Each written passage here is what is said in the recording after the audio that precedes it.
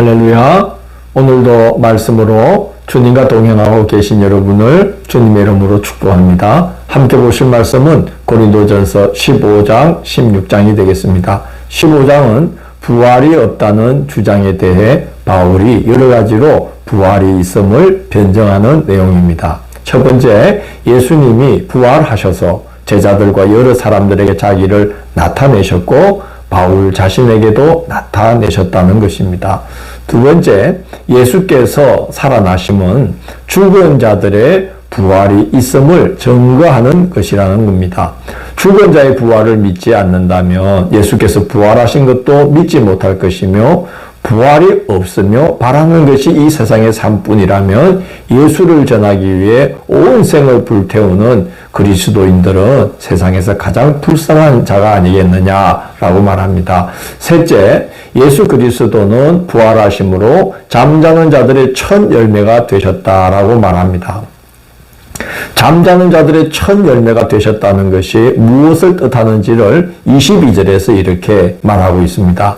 아담 안에서 모든 사람이 죽은 것 같이 그리스도 안에서 모든 사람이 삶을 얻으리라고 말합니다. 그래서 먼저 그리스도께서 부활하셨고, 그래서 부활의 첫 열매가 되셨고, 그리고 다음은 그리스도께 속한 자들이 부활하게 되고 맨 마지막에 사망을 멸하신다라고 말합니다. 부활은 즉 사망에 대한 사망 선고다라고 말하고 있는 것이죠. 네 번째, 모든 위험을 무릅쓰고 복음을 전파하는 이유가 무엇이겠는가를 물으면서 32절에서 바울은 에베소에서 맹수처럼 사납고 악한 대적자들을 상대했던 이야기를 하면서 부활의 소망이 있었기 때문에 죽음을 각오하고 복음을 전했던 것이라고 말합니다. 다섯 번째는 식물의 생장이 부활을 예정한다는 거예요. 씨가 뿌려질 때 장래의 형체를 뿌리는 것이 아니라 알맹이를 뿌리지만 하나님께서 나중에 각 종자에게 그 형체를 주신다는 겁니다. 그것처럼 우리가 살아있는 동안에 행한 것이 씨앗이 되어서 부활 때에 각자 영광을 받게 되는데 받을 영광이 다 다르다라고 말합니다. 41절을 보면 해의 영광이 다르고 달의 영광이 다르며 별의 영광도 다른데 별과 별의 영광이 다르도다라고 말합니다.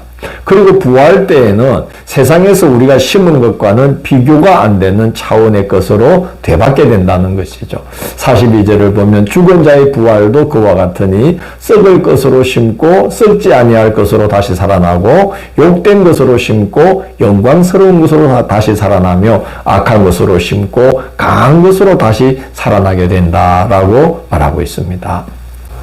결국 죽음으로 끝나지 않는다는 거죠. 죽은 자의 부활은 반드시 있다는 것을 바울이 말하고 있는 것입니다. 51절에서 바울은 결론처럼 이렇게 말합니다. 보라, 내가 너희에게 비밀을 말하노니 우리가 다 잠잘 것이 아니요 마지막 나팔의 순식간에 홀연히 다 변화되리니 라고 말합니다.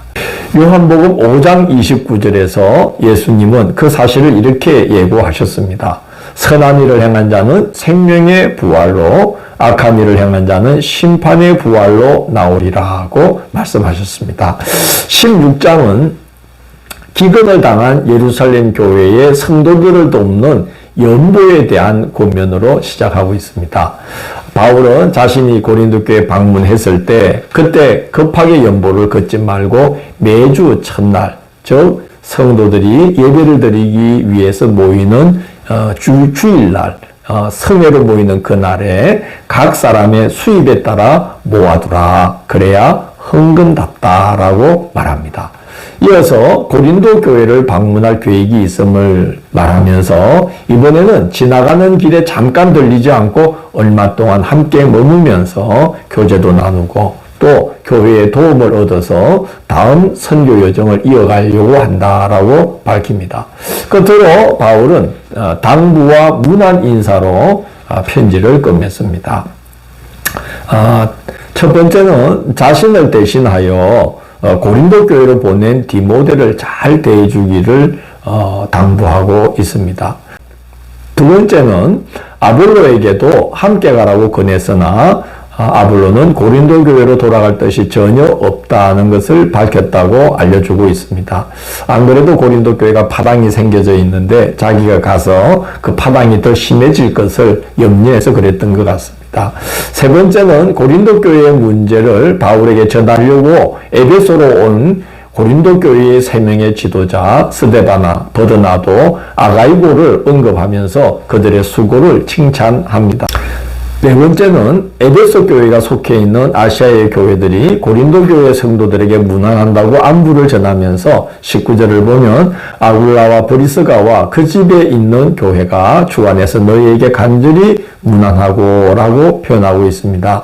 아굴라와 브리스가 부부는 참으로 신실한 성도입니다. 바울과 함께 고린도 교회를 세웠고 바울을 따라 지금 에베소로 가서 그곳에서도 바울과 함께 교회를 세우면서 자신의 집을 예배처소로 사용을 하고 있는 걸 볼 수 있습니다. 로마서를 보면 로마로 이주한 후에도 그의 집이 예배처소로 사용되었음을 알 수가 있습니다. 이와 같이 우리 믿음의 선조들과 바울 사도는 십자가의 자기를 못 받고 부활의 소망으로 하나님께 충성하면서 이 땅에 교회들을 세워나간 그런 믿음의 장부들이었다 하는 것을 알 수가 있습니다. 내일 12월 4일 토요일은 고린도후서 1장에서 5장을 화목하게 하는 직분을 주셨으니 라는 제목으로 살펴보도록 하겠습니다. 오늘도 함께 해주셔서 감사합니다.